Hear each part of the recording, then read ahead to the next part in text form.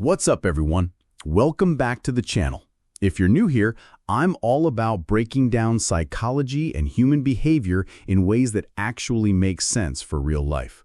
Today, we're diving deep into something that could literally save your sanity: the 6 types of people Carl Jung says you need to stay away from.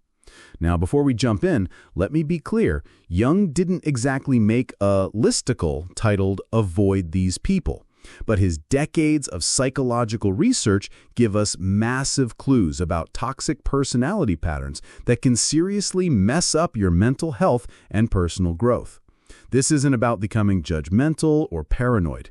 It's about developing psychological awareness so you can protect your energy and create healthier relationships. Because here's the thing, some people will drain you, manipulate you, or damage your self-worth if you let them. So grab your coffee, get comfortable, hit that like button if you're ready to level up your people skills, and let's get into it, because this stuff is absolutely mind-blowing. All right, let's start with number 1, the Shadow-Projector. To understand this, we need to talk about Jung's concept of the shadow. This is basically all the ugly, uncomfortable parts of ourselves that we don't want to admit exist. We all have them, right? Jealousy, anger, insecurity, petty thoughts, selfish impulses, totally normal human stuff that we usually try to keep in check. Jung believed that healthy people acknowledge their shadow and work with it. They might think, okay, I'm feeling jealous right now. That's not pretty, but it's human. Let me figure out what this is telling me about my insecurities and deal with it constructively. But shadow projectors, they can't handle their own darkness. Instead of looking inward and taking responsibility, they throw all their uncomfortable feelings onto other people. It's like they're carrying a bag of emotional garbage, and instead of dealing with it, they just dump it on whoever's closest. Here's a real example from my life. I had this friend in college. Let's call her Sarah. Sarah was incredibly insecure about her intelligence, but she could never admit it. Instead, whenever she felt stupid or inadequate, she'd suddenly start attacking me for being too know-it-all or showing off. If she was having a bad day academically, I became the competitive one. If she felt left out socially, suddenly I was the one being fake or trying too hard. The crazy-making part was that she genuinely believed it. She wasn't consciously lying. She had convinced herself that her feelings were actually about me, not her. So when I'd tried to defend myself, she'd get even more upset because from her perspective, I was the one causing the problem. These people will literally make you feel insane. You'll start questioning your own reality like, wait, am I actually being competitive?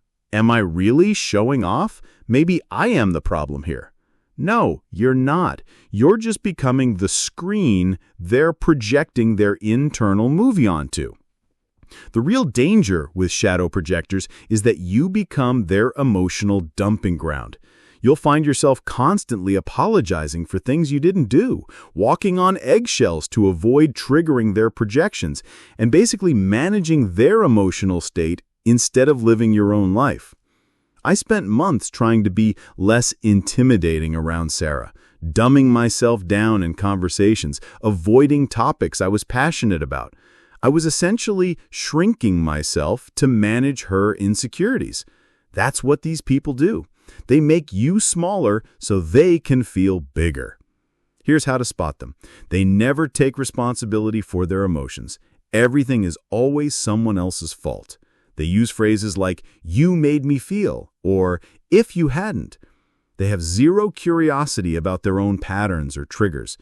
And most importantly, you always leave interactions with them feeling confused, guilty, or like you need to defend yourself. Number 2, the persona wearer. Jung said we all have different personas, like masks or roles we play in different situations. You probably act differently at work than you do with your family, or differently with your close friends than with acquaintances. That's totally normal and healthy. It's called being socially appropriate. But some people take this to a pathological extreme. They're wearing masks 24/7, and you never actually meet the real person underneath. They're like method actors who never break character, except a character is specifically designed to manipulate you. It's actually terrifying when you think about how calculated it is. I experienced this with someone I dated for about 6 months. In the beginning, he was absolutely perfect. He loved all the same books I did, had the same political views, even developed sudden interests in my hobbies. He was supportive, attentive, said all the right things. I thought I'd met my soulmate. But slowly, cracks started showing. His opinions would shift depending on who he was talking to. Stories about his past would change. The interests he'd claimed to be passionate about, he knew nothing about them when pressed for details. It was like dating a hologram, beautiful to look at, but there was nothing actually there. The really messed up part came when I started pulling back. Suddenly, the mask completely dropped. The sweet, supportive guy disappeared and was replaced by someone cold, manipulative, and borderline cruel. It was like finding out the person you'd been in love with was actually just an actor playing a role. Here's what makes persona wearers so dangerous. You fall in love with or trust the mask, not the person. Because the real person, you never actually get to meet them. They don't even know who they really are half the time because they've been performing for so long. This creates a specific type of trauma called cognitive dissonance. Your brain can't reconcile the person you thought you knew with the person who's now revealed themselves. It doesn't just hurt, it makes you question your ability to judge character, which can mess with your confidence in future relationships. These people often use love-bombing tactics, showering you with excessive attention, affection, and seeming understanding in the beginning. They make you feel like you're the most special, understood person in the world, but it's all strategic. They're not connecting with you, they're connecting with their projection of what they think you want them to be. Watch out for people who seem too perfect, who agree with you about everything, who claim to share all your interests, but can't go deep on any of them. Real people have contradictions, flaws in their own opinions. If someone seems like your perfect match in every way, be suspicious. Type 3 is probably the most talked about dangerous person in pop psychology right now, the emotionally unavailable narcissist. Jung was big on healthy ego development, but narcissists have what he would call a massively inflated ego that's actually built on incredibly fragile foundations. Think of them as emotional vampires with a twist. They don't just drain your energy, they specifically drain your capacity for self-love and self-worth. They need constant validation, attention, and admiration to maintain their inflated self-image. But they have zero ability to give any of that back to you. You're basically a drug to them. When you're giving them attention, praise, or emotional support, they're high. But the moment you need something back, they crash and disappear. I had a friend like this who I'll call Marcus. Everything was amazing when I was pouring attention into him. He'd call me his best friend, tell me how much he meant to me, how I was the only person who really got him. But here's the test. Whenever I tried to share something I was excited about, he'd find a way to make it about him or minimize it.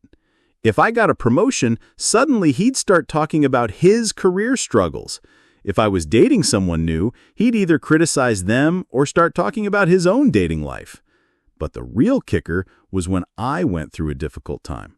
My dad got sick and I was stressed and needed support. Marcus basically vanished. He'd respond to my texts with one-word answers, avoid making plans, and when we did hang out, he seemed bored and distracted if I wasn't focused on entertaining him. That's when I realized he didn't actually care about me as a person. He cared about me as a source of validation and entertainment. When I wasn't able to provide that service, I became useless to him. Emotionally unavailable narcissists are dangerous because they make you feel like you're never enough. You start believing that if you just try harder, love them more, be more interesting, more supportive, more whatever, then they'll finally reciprocate. But it's like trying to fill a bucket with a giant hole in the bottom. No matter how much you pour in, it's never going to hold water. They're also masters of intermittent reinforcement, giving you just enough attention and affection to keep you hooked, but never consistently. This actually creates a trauma bond, similar to gambling addiction. You keep trying because those rare moments when they do show up feel so good in contrast to their usual unavailability. Jung believed in something called individuation, basically becoming your authentic self and developing your full potential as a human being. But narcissists can't do this because they're too busy maintaining their false image. And when you're in relationship with them, you can't do it either because all your energy goes toward managing their ego. Here's how to spot them. Conversations always end up being about them. They're uncomfortable with your emotions unless those emotions are about them. They disappear when you need support, but expect you to be available when they need attention. They take credit for your successes, but blame you for their failures. And most importantly, you